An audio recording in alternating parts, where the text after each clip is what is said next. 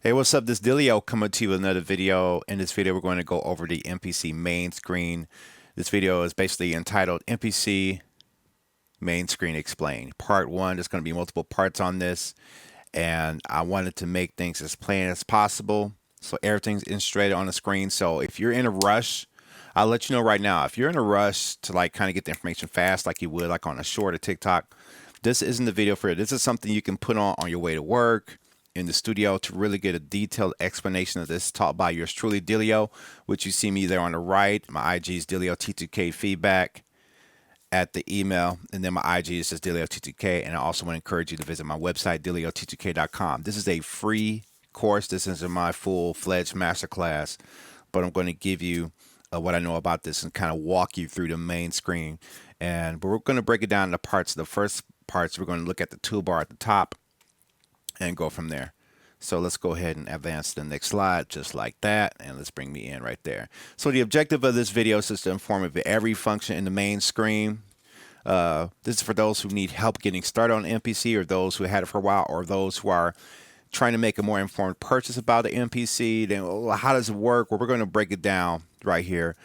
This can be also a quick reference guide if you already own an MPC and you haven't messed with it in a while, or you just want to go and see, well, what do these things do? Right, and this is a guide for all modern MPCs. So all MPCs they release from the X and Live on forward. So I call those modern MPCs. Any MPC that came out before that, to me, I call those vintage MPCs. All right. Okay, so this is part one. We're going to deal with the top row. We got the main menu, project name, MIDI monitor, location, time correction, metronome, control and standalone. We're just going to identify these things. We're not going to go into deep details about these, but just kind of give a basic overview in this video right here. So the first icon over there is on the top left. Is called the main screen menu. So when you hit that, it switches between the main and menu screens. This is the main screen. Everything you're seeing right now here is the main screen. Now the menu screen is different, and that's a lot of under the hood functions right there that enables you to do more things like access your sampler, access all kinds of different stuff in the menu. But right here, what we're dealing with is the main screen.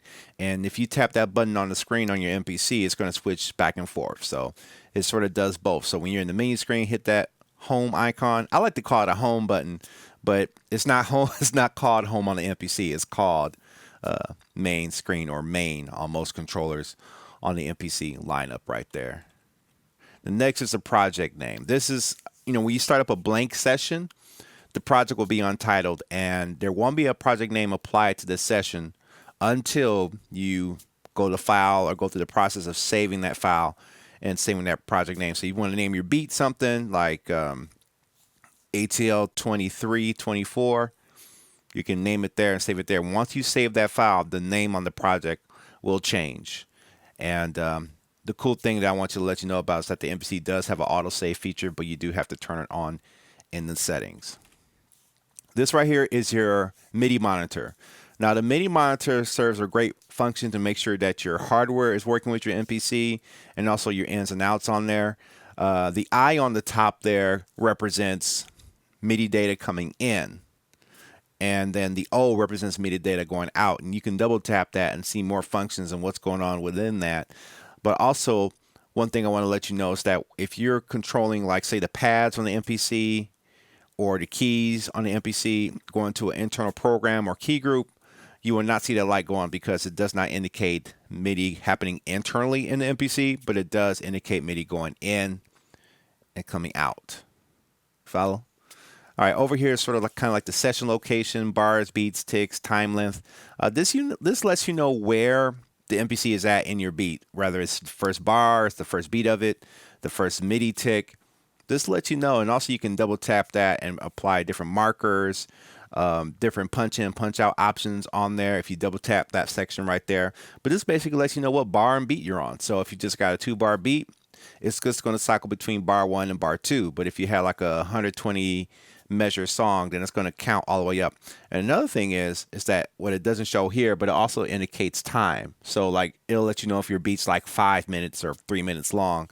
I haven't really figured out how to access that functionality on the MPC hardware in standalone, but I do know that inside of the window on the software side, if you click that, you can switch over from bars, beat, and time to over time, where it gives you minutes and seconds and milliseconds.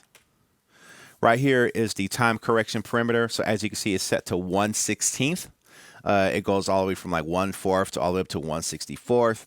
You can double type that, and it provides quantized values for your drum rolls, your touch strip or your note repeat settings. You can turn quantize on and off when you double tap on that icon right there. You can change your swing settings, so you can apply swing going in, or you can apply swing to what's already been recorded right there. So that's your time grid right there.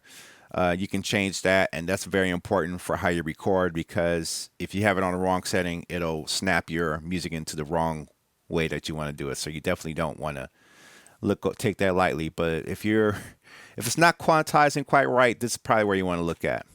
Over here's the metronome settings. You can turn the metronome on and off. Ooh, I gotta retype that. Sorry about that typo, y'all, but we're live. Record, play only. Perimeters, metronome perimeters. The spell check didn't catch that. But, you can hit record or make the metronome sound on play only or record only. You can do a lot of different things right there. So those are your metronome settings. You can go with your traditional MPC click or other custom sounds. I personally like the MPC click. And once again, sorry for that typo right there, but that is perimeters right there. So y'all know. Okay.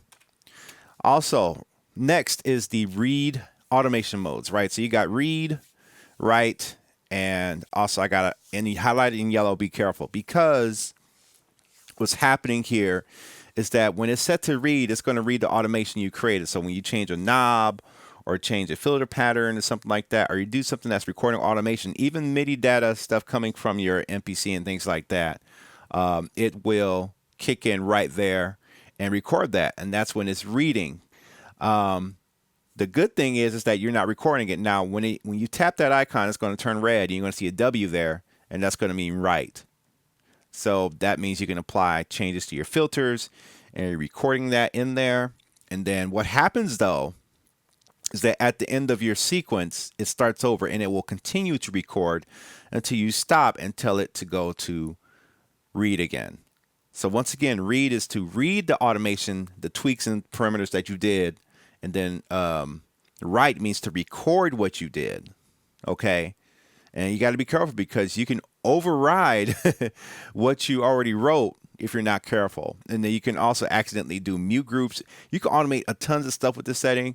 So it's very powerful, but it's also very destructive too as well. So that's why I put it in yellow text, to be careful with that. Over here is a computer icon.